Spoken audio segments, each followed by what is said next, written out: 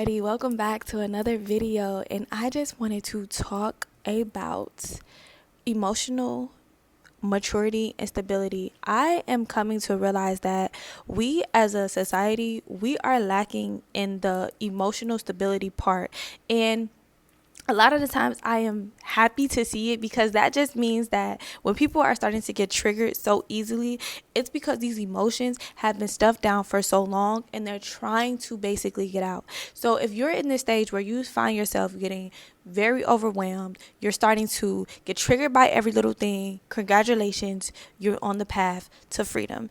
And I want you to understand how your emotions are here to help you. They're not here to harm you. So emotional, you know, unstableness is not a bad thing, because ultimately nothing is bad. But we want to regulate that. We don't want to be out here spazzing and having crash out time all the time.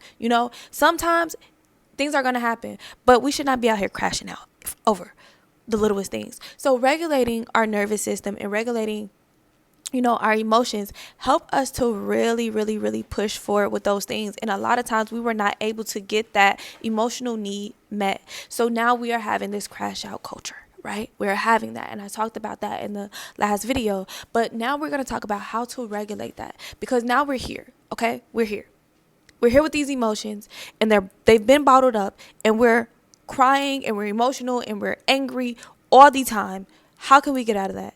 Well, how I've been able to basically heal my mind and get myself out of this crash out culture was not only by the foods that I was eating, and y'all can go to my Earth with Shawnise page, or I'll link it exactly what the page name is, but that is my holistic page. So if you want to go ahead and follow there, and you can follow me on Instagram, I will link all of this stuff in the description box, right? So basically you have to accept these emotions, right? And a lot of us don't want to accept the fact that, like, I'm hurt, I'm angry. But in order to let go and to release, you have to face the emotion. And a lot of us are not wanting to face the emotion, so we're just reacting off of that. So every time that you get into that state and you feel yourself, you know what, I'm reacting off of this, know that you can only react that way because of a situation, because you're triggered. So I need to get to the root of why that even triggered me. Why did you turning your back on me? Why did that trigger me? It may be something deeper to that. So I have to look at, what does that mean? And so when we start to really, tap into ourselves, then we're able to figure out the root causes of things. And I was a kid who was a questioner overall. Why do I think this way? Why do I feel this way? Why do I act this way? And because I was like that, that helped me to realize that a lot of other people are reacting the same way because they have experienced the same types of things, which led me to know and accept the fact that, oh, it's not me. I'm not just crazy. It's because I have a deeper wound here that this is bringing up to me. And so you have to look at every situation.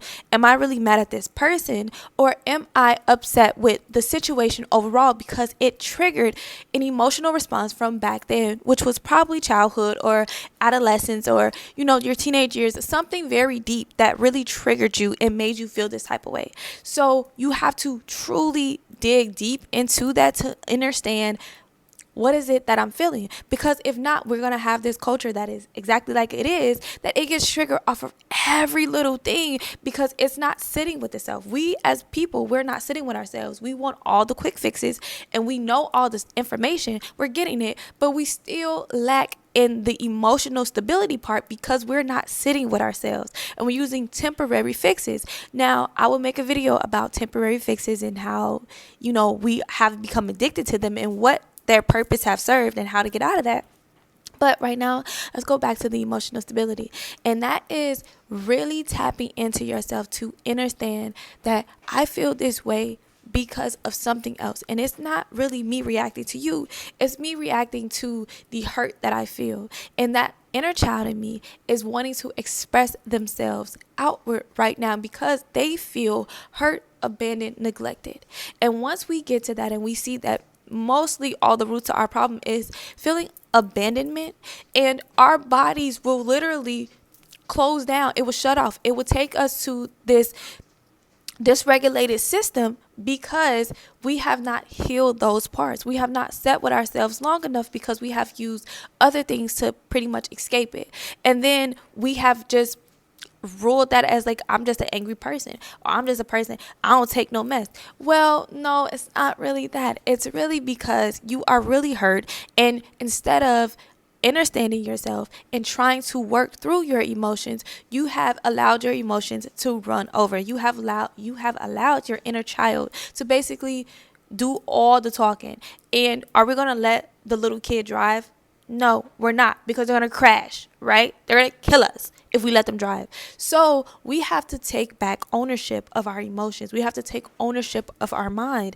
And we have to do that by first acknowledging that. And it's not a punishment. We're not punishing that little kid for reacting the way that they reacted when they felt hurt. We don't punish them. We soothe them. We allow them to express themselves whichever way that they need to express themselves. But because we are the adult to our inner child, we are the parent to our inner child, now we can see them for what it truly is. We can see them for who they truly are.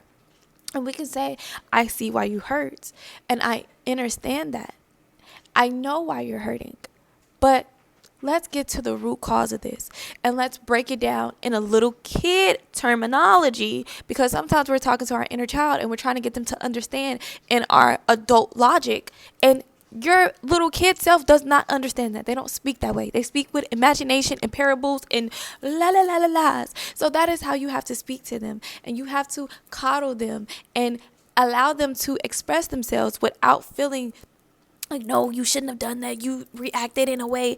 No, it is not to scold them. You have to be gentle with them. And that is what we all wanted as a little kid. We wanted somebody to hug us when we were crying and hug us when we felt scared. And right now, your inner child is just scared. And so your nervous system is ruling everything as a threat. So until you calm down and you regulate, you won't see anything else.